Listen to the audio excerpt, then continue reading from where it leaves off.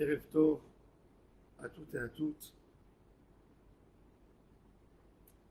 Ces paroles de Torah soient les Ilui Nishmat, Arlet Vaya Bat Rachel et les Ilui Nishmat, Monique Sarah Bat Pessi, et les Ilui Nishmat Shlomo Ben Mamar. Et pour la réussite de tout le Ham Israël, que Hachem nous enlève la haine gratuite, le Satan d'entre nous et devant nous. Et qu'on sache vivre, même que si nous avons des avis complètement différents l'un de l'autre. Le Birkat Hamazon, c'est un remerciement à Hachem Barach.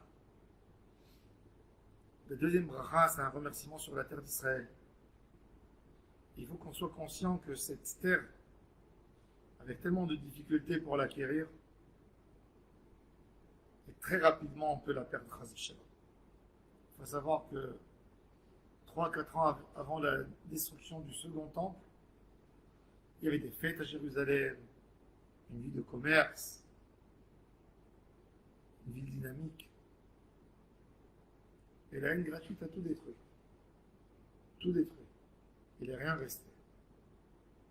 Et nous sommes partis en exil de 1000 ans, donc il faut garder très précieusement ce qu'on a réussi à construire en 70 ans et ne pas laisser la haine à détruire tout. Donc on a dit que la première bracha de Birkat Hamazon était une bracha pour la nourriture, pour la grandeur d'Hachem Barach, qui donne à manger à tout le monde. Quand je dis tout le monde,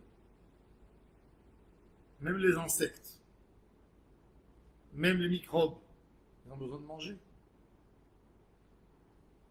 Comme il disait le Ben Ish Chai,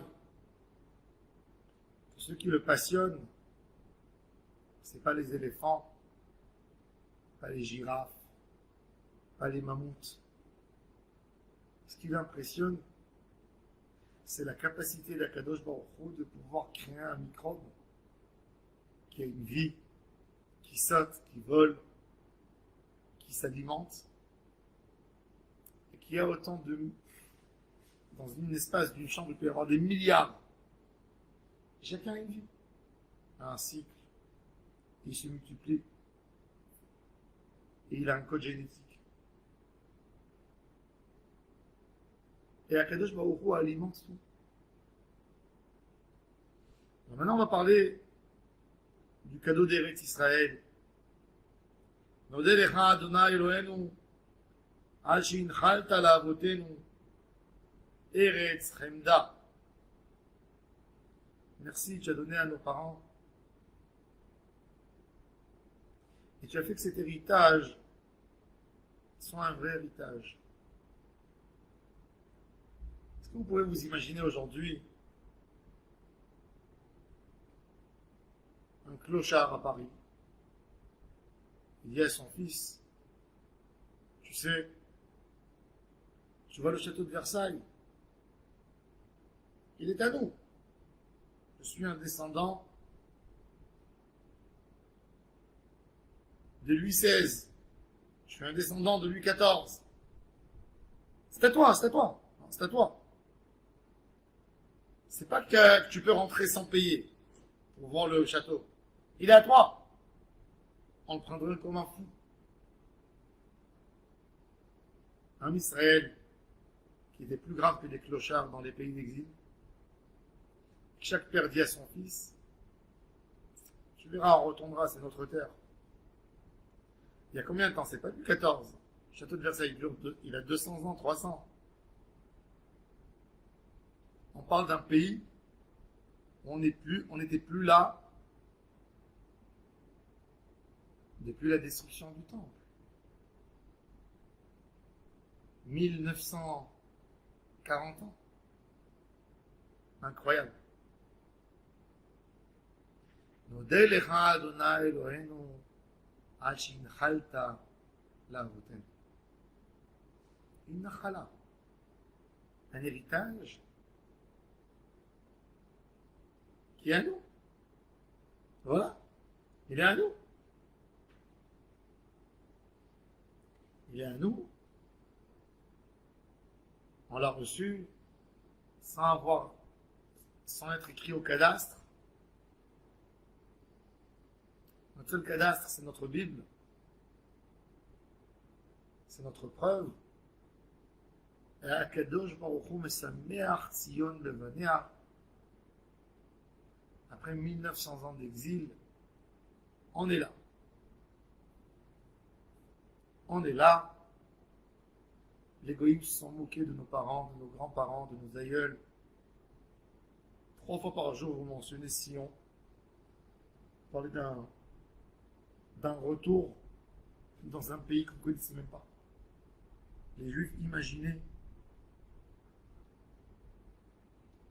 Israël. Il suffit de voir les dessins de comment paraît Jérusalem à l'époque de la Renaissance, dans des Haggadot et dans des livres juifs de l'époque, et de voir l'imagination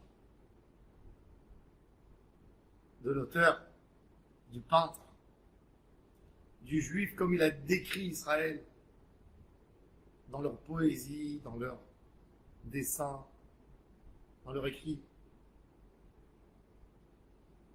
Il parle de quelque chose, d'un paradis, d'une merveille qu'un homme peut s'imaginer. Et aujourd'hui, ça se réalise. Eretz Remda, le monde entier veut de cette terre. Les puissances du monde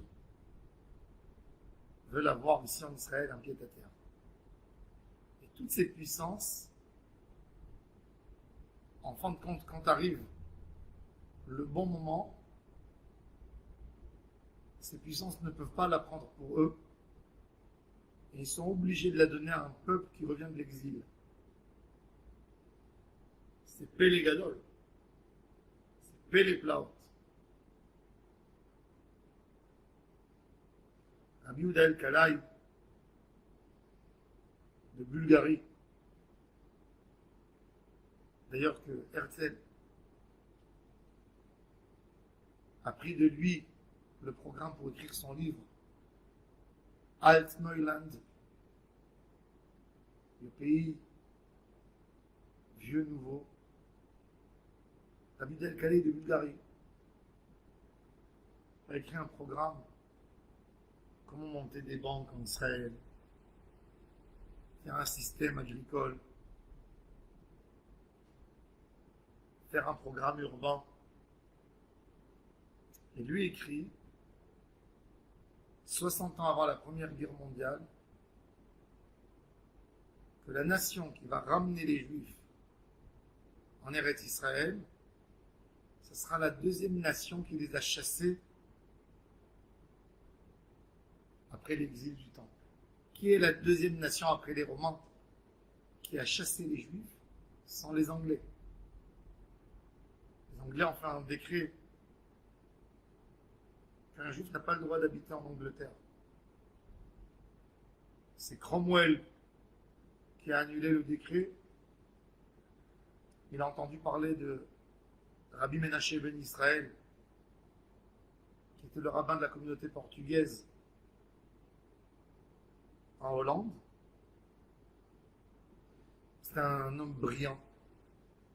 Et Cromwell lui a écrit ce que les Goïms à l'époque disaient contre les Juifs. Et Menaché ben Israël lui a répondu une très belle réponse. Un petit livre, je l'ai à la maison, qui est édité à Amsterdam, à Varsovie. Moi j'ai l'édition Varsovie, il y a 130 ans.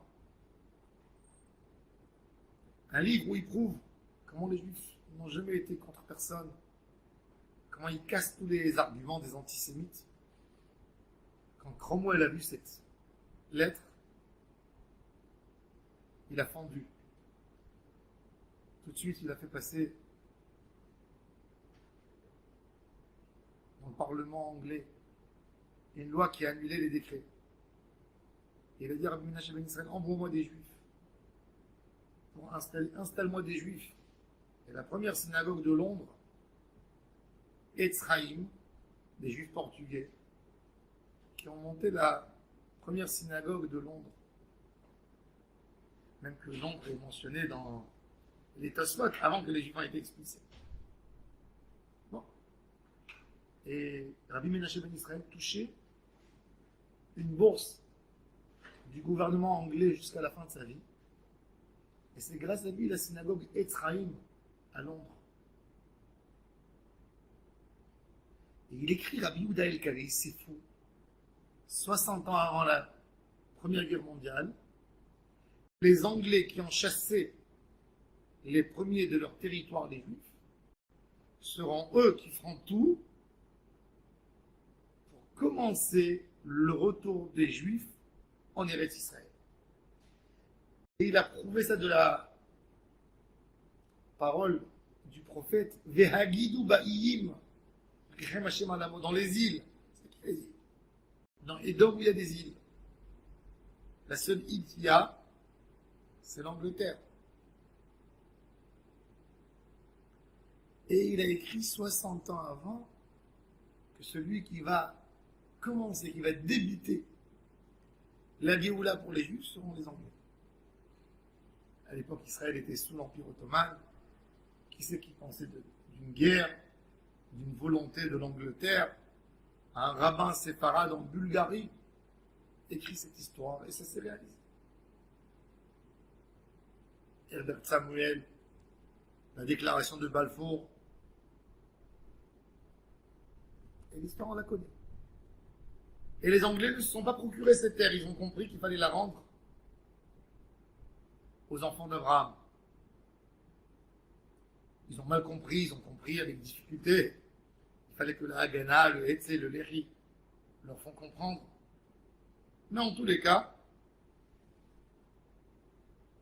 un chemin magique, on a reçu Israël. Qui a empêché la Russie à l'époque ou les pays de se procurer cette terre? Pour les chrétiens, il y avait des minorités. En 1948, on était 600 000 et 600 000. Mais 600 000 réfugiés. Des juifs qui venaient des camps. Ils ne savaient même pas attraper un pistolet. Pendant 2000 ans, le juif était errant. Tremblait d'un chien qui aboie. Un chien lui faisait peur. Va attraper maintenant une arme. Défends-toi. Monte un État. Fais une structure. Les Juifs vivaient au shtetl. Ils ne savaient même pas ce qu'est gouverner une gouvernance. Quand Hachem veut, tout s'arrange. Des routes. Hier, je voyageais avec ma femme. On regardait une route qu'on n'a pas été 3 ans. La route, tu ne reconnais plus rien. Les immeubles. Alors elle me dit que sa copine, elle a voyagé en Argentine. Elle a fait sa alia il y a 15 ans, de Buenos Aires. Et elle est retournée. Elle lui a dit, il n'y a rien qui a bougé, ça s'est rien que dégradé. Il n'y a rien qui bouge, il n'y a pas de dynamisme. Ici, Jérusalem que j'ai connu moi dans ma jeunesse, je ne reconnais plus Jérusalem. Je ne sais plus comment arriver d'un endroit à l'autre. Et j'ai grandi dans cette ville. J'étais 14 ans dans cette ville. Et je ne la reconnais plus. Tu me dis comment prendre la route d'un quartier à un autre, je ne sais plus, avec toutes les routes qui ont changé, les immeubles, tout bouge. Eretz Chemda. Tout le monde veut cette terre. Tout le monde. Si vous allez compter sur Google, aujourd'hui c'est facile. Vous faites search. Vous mettez info. Vous faites Israël. Et vous faites search. Vous allez compter les résultats que vous avez sur les infos dans n'importe quel pays. Et vous allez voir que ça prend plus de nombre de citations, plus que tous les pays. Plus que tous les pays. Plus que l'Ukraine, oui. Chemda, tout le monde veut d'elle.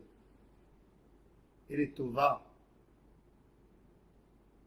Elle est bonne. Elle est bonne à celui qu'elle veut donner. Quand Mark Twain était là, il a dit, c'est Sodome et Gomorre, c'est la terre maudite. Gaufrit Mamelach, c'est du sel, on ne peut rien faire dans cette terre. Mark Twain, il y a 100 et quelques années, il est venu visiter ici. Il n'y avait pas une forêt verte. Hein? Ouais. Il n'y avait rien. Il n'y avait pas des champs, des oliviers qui ne demandent pas un investissement, qui ne demandent pas un arrosage, peu de champs. Rien.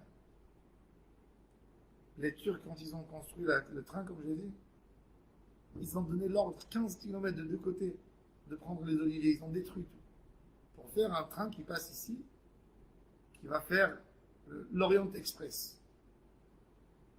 Il va commencer à Istanbul, il va finir à Hijaz. Ils ont détruit le peu d'arbres qui restaient ici. Et cette terre, elle est tova. On est venu ici en 70 ans, l'agriculture israélienne. On est le deuxième fournisseur mondial de la carotte, vous savez. C'est incroyable. Israël exporte 40 millions de tonnes de carottes. Vous avez imaginé une chose pareille? D'une petite partie. Aujourd'hui, on est paresseux, on préfère importer, mais on a de quoi manger tous et donner à manger pour 100 millions d'habitants, si on veut.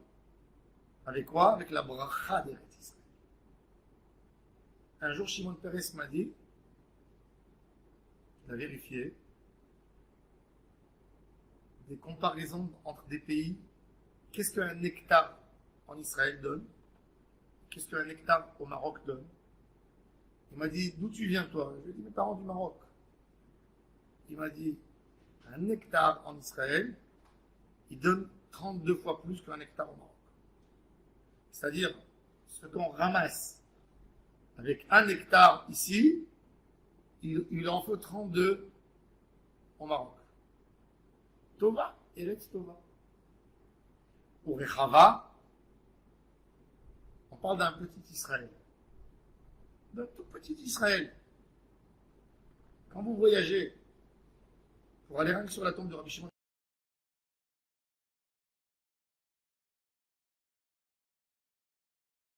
sur ces montagnes. Rechava. Rechava pour qui? Pour ses enfants. Pour les enfants, il y a toujours de la place chez maman. Large. Les gens ils disent qu'Israël c'est étroit. D'un côté, du Jourdain à la mer, combien de kilomètres? 40 kilomètres. 40 kilomètres, tu fais Israël en largeur. 400 de longueur jusqu'à Elat. De Elat à Kiryat Shmona. Il y a des endroits qui est moins.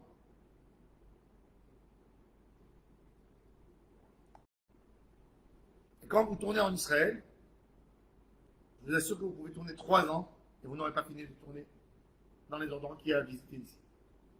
Malheureusement, le Olim Hadashim, ce qu'ils connaissent en Israël, c'est la Taïla de Netanya et de Tel Aviv. Et là, un peu, ils ne savent pas combien de merveilles il y a à voir en Israël. Vous avez le désert, la neige, la plage, le froid, le chaud, un climat tropique dans un endroit, Miketa Yarden. Des choses incroyables. Ça, c'est la terre Rechava. Tova ou Rechava. Il y a tout. Quand vous allez par exemple en Ukraine, vous vous ennuyez. Le paysage, il est ennuyant. Vous pouvez voyager dans une forêt sans fin. Dans des champs, quand il neige, vous voyez que blanc. Un tapis blanc. C'est ennuyant. En Israël, des vallées, des montagnes, le Sharon plat, Quand tu es dans le Charente qui est plat, tu lèves tes yeux, tu regardes un peu, tu vois les montagnes. Ça, c'est Rahava d'Israël. On dirait que Rahav, c'est pas ce que nous on appelle par rapport à l'espace. C'est un grand esprit. Ça ouvre l'esprit. Un homme peut être dans un endroit large et grand et dire j'ai pas à respirer. Un homme peut être dans un petit endroit et dire je suis dans l'endroit le plus merveilleux. D'ailleurs, Eretz Israël, c'est même pas un pays où on parle de la terre. C'est surtout le lien, le ressenti du juif par rapport à la terre. C'est pas la terre. Quand tu parles quand tu vas au Texas, au Nevada, un désert qui fait 4000 km qui ne termine pas. Et en Eretz Israël, Midbar Yehuda, tu voyages en voiture 25 minutes, tu as passé le désert d'un côté à l'autre. C'est le ressenti. Eretz Israël, c'est un ressenti. Eretz Israël de Rabbi Yehuda Halevi, c'est un autre Eretz Israël que nous on vit aujourd'hui. Rabbi Yehuda Halevi, quand il marchait en Eretz Israël, il marchait derrière Abraham Avinu. Il suivait les pas de Abraham Avinu. Il suivait les pas de Jérémie, de Ézéchiel, de Isaïe. Il entendait leurs mots. Il disait, ah, c'est peut-être sur cette pierre que Rabbi Akiva était assis. Quelques jours, je suis parti dans un endroit où il y a une source d'eau, à l'entrée de Jérusalem. On a fait un sioum. Alors on est passé là-bas. Et je regardais avec les Chaverim. On avait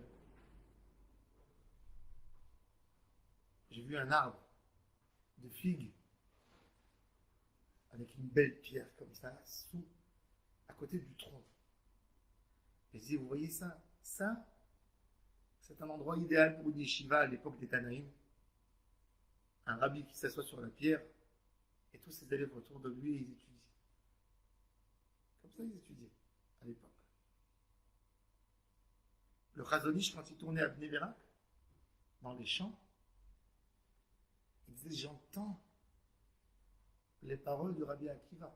Rabbi Akiva était à Bnei Brak, sa yeshiva. Comme il est mentionné dans la Haggadah de Pessah. Shayu Mesuvim Bnei Brak. Oui. Et il dit, j'entends Rabbi Akiva ici. Il s'arrêtait à côté de certains endroits. Il disait, ici, ils ont étudié la Torah. Pas dans tout. Il disait, ici, je vois une lumière. Il voyait une lumière que nous, on ne voit pas. Et Akadosh Baruch Hu a fait une alliance avec cette terre. Cette terre, on peut la ressentir qu'avec la Torah. Malheureusement, on a eu beaucoup de gens qui sont venus s'installer en Israël par des idéals extraordinaires. Un idéal très très beau. Au moment où on a l'idéal, c'est la chose la plus magnifique. Le vrai danger dans l'idéal, c'est que tu peux être idéaliste, mais tu ne peux pas le transmettre à tes enfants. Un idéal, c'est du cœur, c'est de l'amour. Un homme aime une femme, et pour l'autre, elle est grosse, elle est laide, elle ne lui plaît pas, elle est ridée. Et pour l'homme qui l'aime, c'est la beauté de sa vie, c'est son âme, c'est ses yeux, c'est son cœur, c'est tout pour lui. Tu peux expliquer à quelqu'un, aime? Non. Tu peux lui dire ce que tu ressens. Moi, quand je suis là, à côté de cette femme, j'ai mon esprit ouvert, j'ai un échange extraordinaire, je m'inspire. Je peux dire beaucoup de choses, mais tu parles d'un vécu. Donc, il y a eu beaucoup de gens qui ont décidé de venir en Israël par une raison A, B. Ils ont quitté la Russie, Ils sont venus, ils ont monté des colonies dans des conditions pas possibles. Pour eux, il y a eu des gens qui ont eu un rêve, qui ont connu Israël par les dessins bibliques qu'il y avait dans les Bibles. Les enfants, un enfant curieux, qui feuillette dans une Bible dessinée de l'époque, et qui voit un Goliath devant un David avec les moutons. Et lui, il vit dans un village en Ukraine, en Russie. Il se dit, je dois être là-bas. Je dois sentir ce David. Et il vient. Et il lutte contre le choléra, contre le typhus, contre les maladies de l'époque. Et il vit encore dans son rêve. Quand il va sur son cheval pour garder son moshav, et il met sur lui un kaffier, il s'imagine qu'il est Abraham Avinu avec un kaffier. Mais est-ce que je peux transmettre ça simplement à mes enfants? Non. Mon fils, il va dire, mon père, il est fou, il adore les chevaux, il adore les pistolets, il adore le kaffier. Il ne comprendra pas c'est quoi avec Israël. Ça, c'était le problème des colons de l'époque. Ils sont venus par amour. Ils ont sauté dans les endroits les plus durs à habiter. Ils ont dit, eh ben nous, croyez-moi que les endroits qu'ils ont pris, c'était les endroits les plus durs. Si les Bédouins ne sont pas venus s'installer là-bas, si les locaux à l'époque ne sont pas venus s'installer, croyez-moi qu'il n'y avait rien à faire là-bas. Vous voyez l'histoire de Degania, l'histoire des Mouchavim, de Choma au Migdal. C'est les plus belles histoires d'Eretz Israël. C'est les plus beaux romans qu'un homme a pu avoir avec une terre. Il n'y a pas plus beau que ça. Quand on parle de ces gens, il faut enlever les chaussures, il faut mettre une veste, mettre un chapeau avant de mentionner leur nom. Les tzadikim Gmouri. Quel Messirut Nefesh.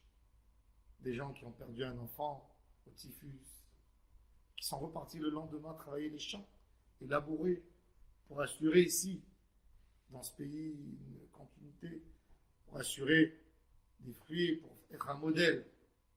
C'était les idéalistes de l'époque, il n'y a pas comme. On n'est rien devant eux. C'est sûr. Le problème, c'était comment transmettre à leurs enfants. Et vous voyez ces gens, que Dieu repose leur âme en paix, ils sont là. Mais leur troisième génération, elle est à Miami, en Californie. Entre les années 70, après la guerre de Kippour, et les années 80, il y a eu l'époque de la Yérida. 700 000 Israéliens ont quitté. Vous savez ce que ça veut dire? On était à 2 200 000. On est descendu vers les 1,5 million. Après bon, il y a eu c'est multiplié doucement, il y a eu une croissance. Quand vous allez à Los Angeles, vous avez en Floride, vous avez les journaux israéliens imprimés là-bas. Vous allez à Los Angeles vendredi, vous voyez les stands qui vendent des Yediot Aharonot. Tellement d'Israéliens. Et tu te poses la question. Tu lui dis, qui tu es toi? Mon père c'est le fondateur, mon grand-père c'est le fondateur d'un tel kibbutz. Ils se réunissent vendredi soir sur des petits chants d'Israël qui dansent de Hora. Il y a des choses. De temps en temps, il y a Matzmaout, c'est vrai. Déjà, leurs enfants, ça y est, ils se sentent américains. Et tu te dis, toi, tu es le petit-fils de celui qui a perdu, qui a enterré sa femme suite au choléra, au typhus et qui est resté dans les champs. Qu'est-ce que tu fais ici? Il a honte, il ne saura pas te dire. Et la raison simple, c'est qu'on ne peut pas transmettre un amour. Il faut un kéli. Il faut une règle. Tu vas peut-être aimer moins, mais tu pourras transmettre. Quand tu as une Torah, ça attrape quelque chose. Ça devient une valeur. C'est plus qu'un vécu. Une valeur, c'est autre chose. Quand tu donnes au lien particulier d'un juif avec Eretz Israël, tu donnes des mitzvot. Tu peux jamais faire la mitzvah de Orla, de Trumot et Maasrot sur une autre terre. Ça fait un attachement particulier. Ça fait un attachement que même celui qui n'est pas un grand idéaliste, il peut transmettre quand même à ses enfants. Et ça se transmet. Et c'est pour ça que dans Birkat Hamazon, Berit Vetorah. Hachem, pour vivre dans cette terre d'Israël, il nous a demandé de faire la Brit Mila. Yoshua ben Nun, il fait la circoncision aux enfants d'Israël avant de rentrer sur cette terre. 40 ans dans le désert, ils n'ont pas fait la circoncision. Parce que il n'y avait pas de l'air correct pour guérir. Ils étaient tous comme de l'hémophilie. Il n'y avait pas un vent qui guérissait les plaies. C'était dangereux. Et comme ils n'étaient pas circoncis, beaucoup, ils ne pouvaient pas non plus faire le Korban Pessah. Le Korban Pessah, ils n'ont fêté que 1 an, à la sortie d'Égypte. 39 ans après, il n'y avait pas de Pessah parce que tout le monde avait des nouveau-nés. Et quand un père, il ne peut pas faire la circoncision à son fils, ben, il ne peut pas manger non plus, lui, Korban Pessah. Et quand ils sont rentrés en Israël, 30 jours après la mort de Yoshua ben Nun, ils sont arrivés à Yericho, il fallait faire le Korban Pessah, célébrer le Pessah en Israël. Ben Yoshua ben Nun, Akadosh Baruch Hu lui a dit, Shov mol et bnei Israël shenit. Refais la circoncision. C'est lui qui a fait la première circoncision en Égypte pour le Korban Pessah, la deuxième fois en rentrant en Israël. Un juif, pour être en Israël, il a besoin d'une Brit Mila. Un Brit Mila, c'est un témoignage. C'est même pas la question j'ai mal ou j'ai pas mal, je veux ou je peux pas. C'est un témoignage. J'appartiens à un peuple qui est prêt de donner même de son corps pour le maître de l'univers. Et la deuxième chose, c'est Torah. Je ne suis pas que amoureux et je raconte un vécu avec toi. J'ai transformé notre lien particulier en un monde de valeurs, un monde spirituel avec des règles que je pourrais transmettre. Ça, c'est la grandeur de la Torah. Et c'est pour ça que le Ham Israël n'a pas perdu son identité. N'importe dans quel endroit où il était, il n'y a pas eu une idée qui a tourné le peuple. On est les mêmes, plus ou moins, que ceux qui ont reçu la Torah. On a la même soukha, la même matzah. Il n'y a rien qui a bougé. Il n'y a rien qui a bougé. On a gardé sur une authenticité de notre peuple suite à cette Torah. Donc, on remercie Hachem qui nous a donné une terre. Mais il a attaché cette terre à la Torah. Il y a un système de trinité entre le Ham Israël, la Torah d'Israël et le Eretz Israël. Ces trois unités deviennent une seule unité. Berit Vetorah, Chaim ou Mazon.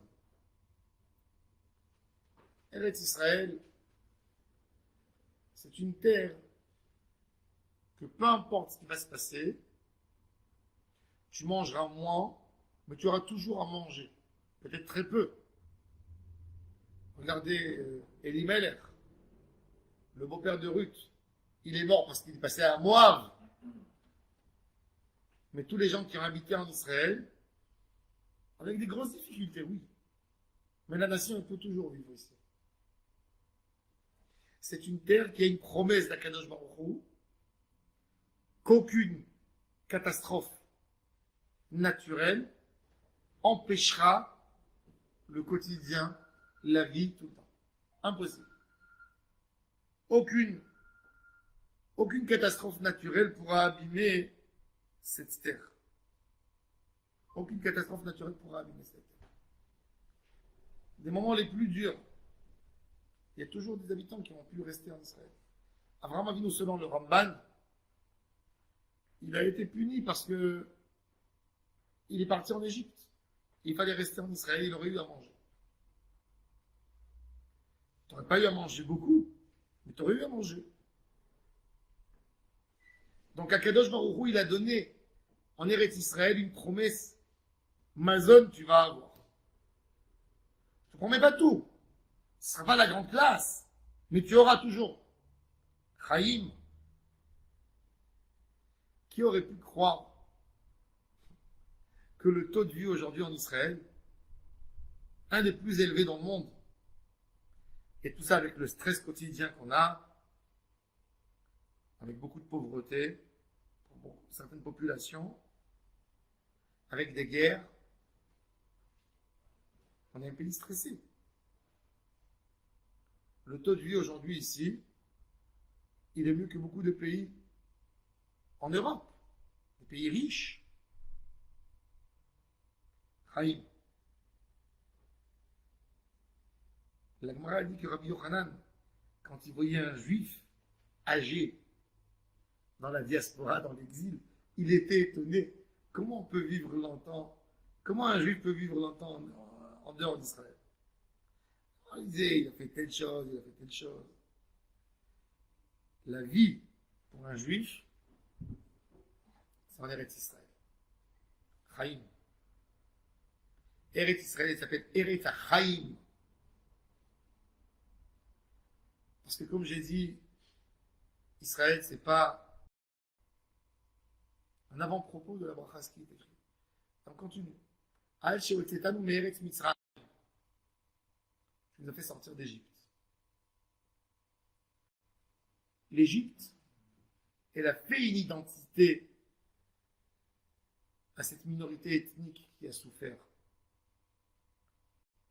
Il y a un grand débat entre les historiens. Qu'est-ce qui fait une minorité ethnique?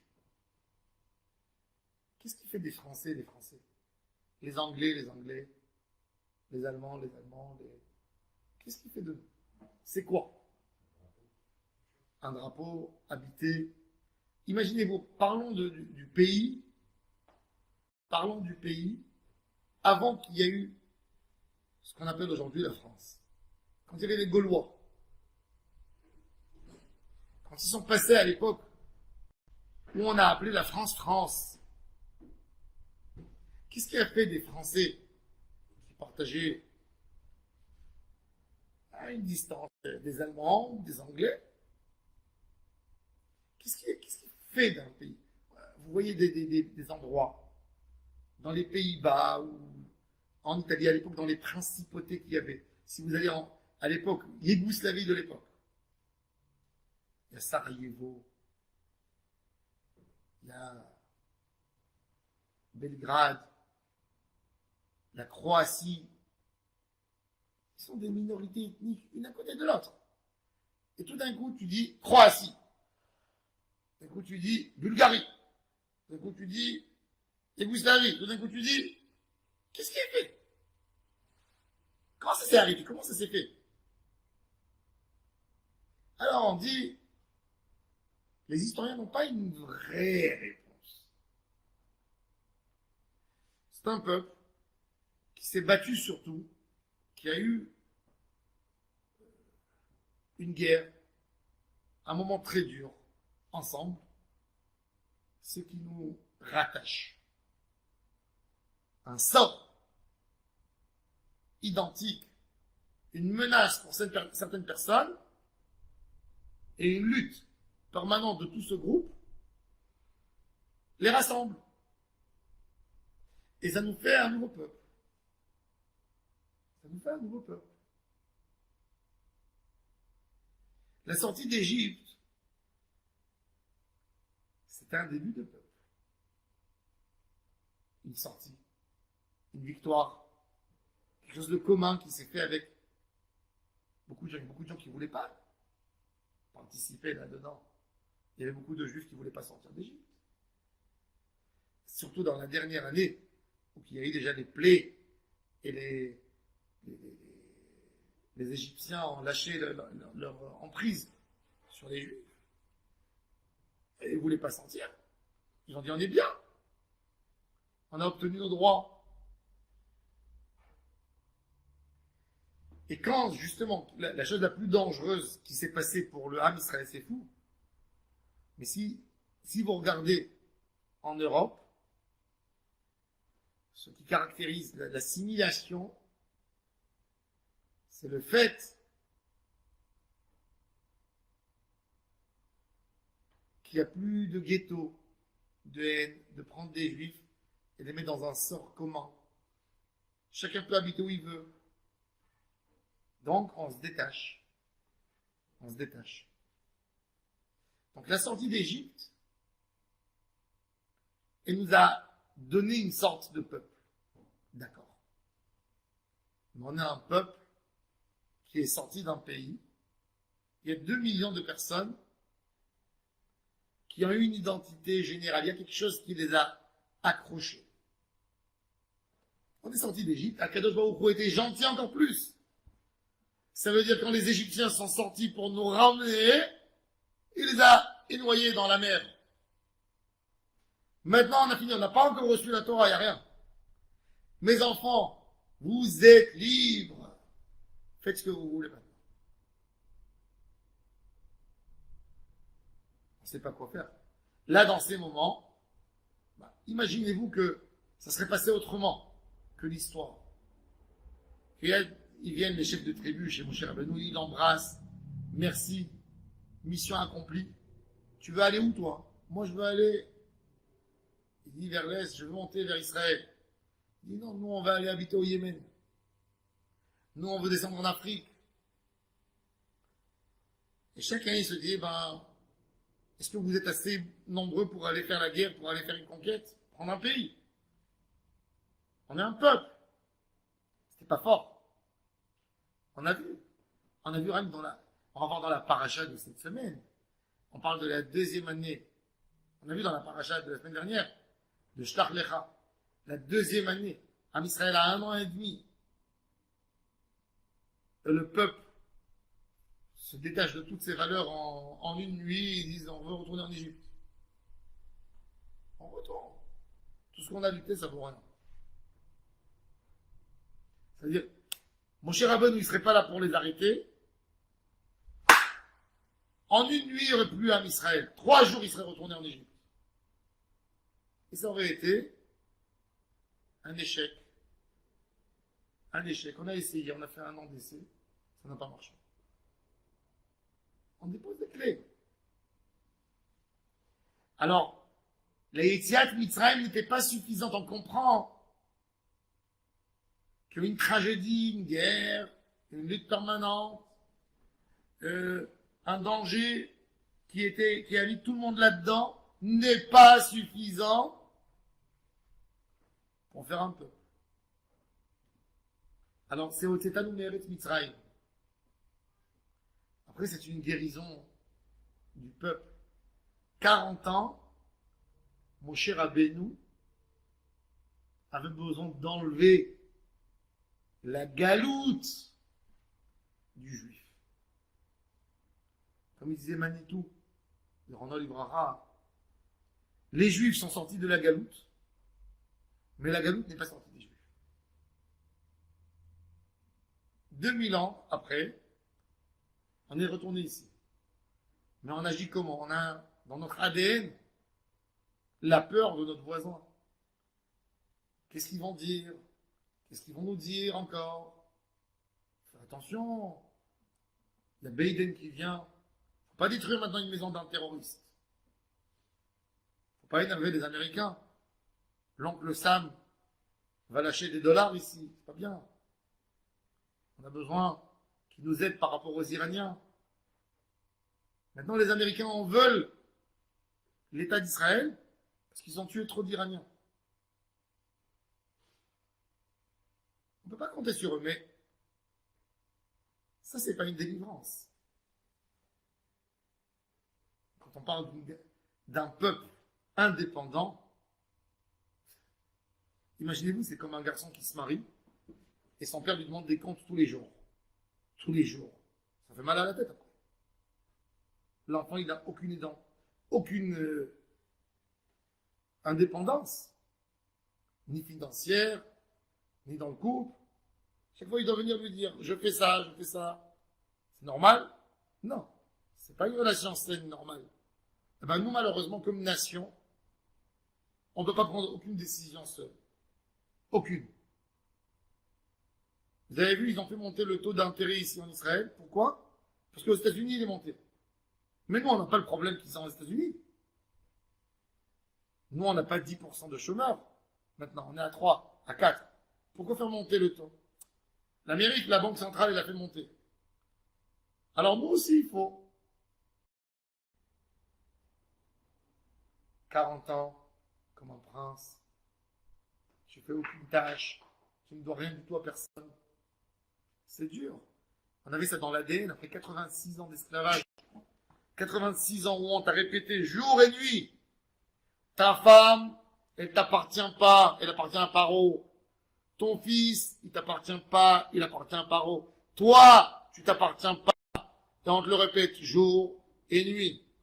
Et au milieu que tu es sur le chantier, on te fait descendre. Et on te dit construis, casse. Attention, tu n'es pas toi, tu as un numéro. C'est un compte concentration. 86 ans. Pour guérir de ça, vous savez ce que ça veut dire? Des gens qui ont passé des rescapés de la Shoah, 5 ans de camp de concentration, même pas. Rares sont les gens qui ont passé 5 ans.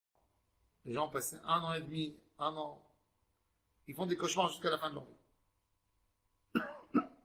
Ils ont des syndromes, des symptômes terribles. Vous savez que ça veut dire être 86 ans. C'est père, fils, petit-fils, arrière-petit-fils dans l'esclavage. Il faut leur construire tout. Tout de nouveau. Ça, c'est ouf. Ditanu, mibet, avadim. Tu peux pas faire sortir un peuple et il s'épanouit comme une fleur. Regardez dans le printemps arabe. Qu'est-ce qui s'est passé en Tunisie? Qu'est-ce qui s'est passé en Syrie? Qu'est-ce qui s'est passé en Égypte? Qu'est-ce qui s'est passé en Libye? Voilà, on a tué le dictateur. On l'a pris en prison. Où vous êtes aujourd'hui? Vous gagnez aujourd'hui mieux votre pain? Personne. Aujourd'hui, il y a plus de délinquance. Il y a une peur de sortir dans les rues. Parce qu'il ne suffit pas d'avoir un sort commun. Tout le monde est sorti dans la rue à manifester. Tout de suite après, c'était très beau. Tout le monde a dit, on a retrouvé notre nation, on est devenu une nation. Aujourd'hui, on a goûté le goût de la liberté. 5 ans plus tard, 6 ans, 7 ans. Tu vois tout le monde qui te dit pourquoi aujourd'hui les Irakiens regrettent le départ de Saddam Hussein. Tous. Il y avait Saddam Hussein, il était fou. Il y avait à manger. Il y avait de l'argent, du pétrole. Il y avait ses folies. Mais il y avait. Ils vous disent.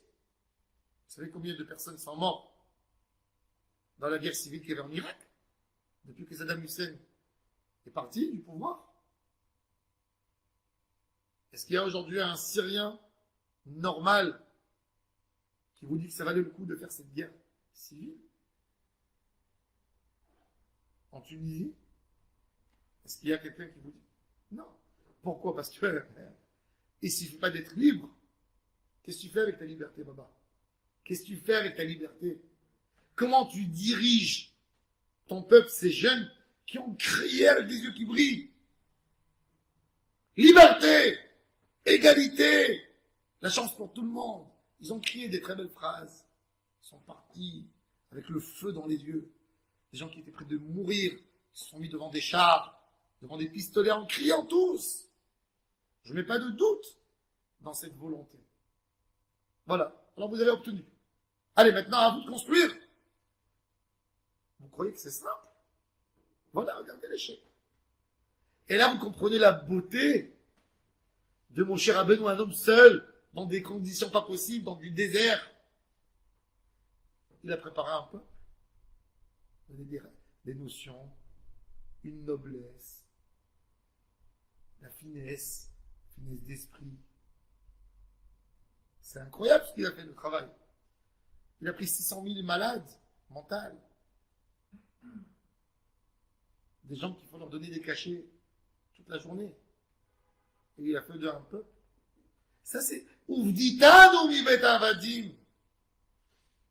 On n'a rien d'esclave qui nous caractérise aujourd'hui. Quand vous voyez il faut dire la vérité, l'Europe, l'Occident a torturé l'Afrique. Aujourd'hui, quand les Africains ils leur font des problèmes à New York, aux États-Unis, des émeutes parce qu'ils ont tué un noir, ou en France, ils ont raison. Attends, vous nous avez tués, on vous a construit votre métro, la maçonnerie, on n'a rien pris, ils partaient avec des bateaux. Ils partaient avec des bateaux, ils chargeaient. Ils partaient avec des bateaux, ils chargeaient. En Afrique, ils appelaient les enfants africains. Ils leur donnaient des sucreries, des chocolats, des pantalons. Et ils les faisaient monter dans les bateaux, et hop, le bateau, il partait. Et il amenait des esclaves. Il fallait. En Amérique du Sud, à l'époque avant la guerre, que les deux Amériques se sont séparées, il y avait des terrains de cacao, il fallait fournir du café. J'ai vu des photos, vous savez qu'est-ce que j'ai vu? En Europe, 1891, 1897. En Europe, dans les eaux, vous voyez des singes, des tigres. Il y avait des hommes et des femmes qui sont trouvés dans la jungle, des tribus perdues. Ils les amenaient comme un animal pour que les gens voient.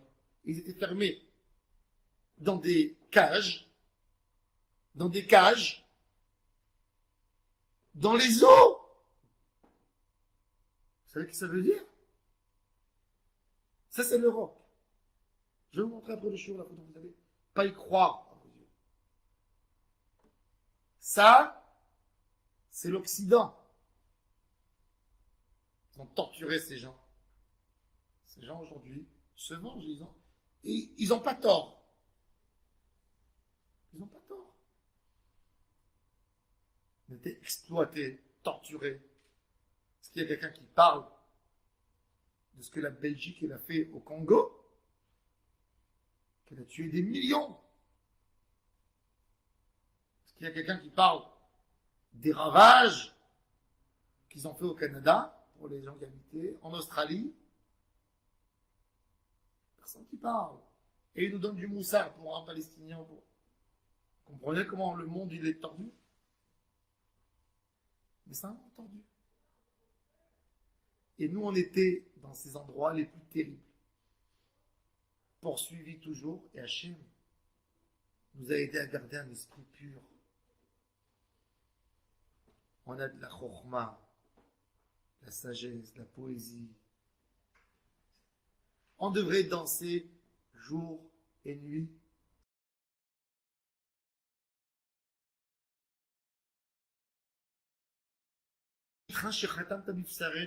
Oui, Hachem. C'est pas toi qui dois nous dire merci quand on fait Brit Mila. C'est nous qui te devons un grand merci que tu nous as donné ce mérite d'avoir un tampon à toi dans notre chair. De nous laisser utiliser cette marque extraordinaire qui s'appelle Hachem sur notre Brit Mila. Merci. Que circoncis, ça veut dire que je t'appartiens. C'est nous qui devons te dire merci. Zahal Torah Trajelimantan. 40 ans, Hachem nous a payé une université gratuite au désert. Nourri, logé, les habits qui grandissent avec nous, les chaussures qui ne sont pas abîmées. Étudier, nous instruire, finesse d'esprit, quand on voit dans la Gemara une contradiction entre deux sources différentes. On dirait deux montagnes qui font un accident. Et tout d'un coup, on vient à la réponse de la Gemara après la réponse. Tu n'as même pas compris pourquoi ils ont posé la question. Tellement elle est bonne la réponse. Elle te montre comment les deux, ils sont différents complètement l'un de l'autre. Et ils se contredisent pas. Tellement fin. La Torah chez nous.